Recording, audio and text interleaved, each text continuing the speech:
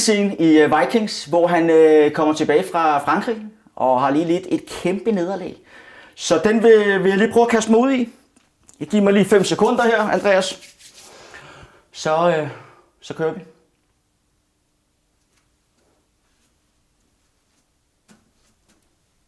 Hello, Ivor. There's no mistake in you. It appears my return is not welcome. You obviously all made your mind up about me. Well, I cannot blame you for that. So, hello boys. Who's gonna do it then? Who's gonna kill me? Huh? What about you, Witzik? You think you're a man now?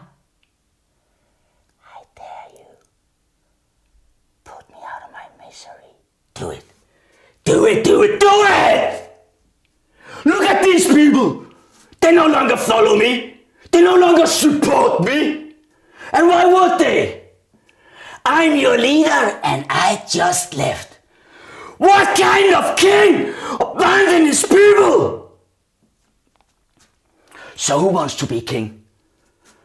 Well, you know how this works. If you want to be king, you have to kill me. You, no you, what about you? Anyone? Who wants to be king?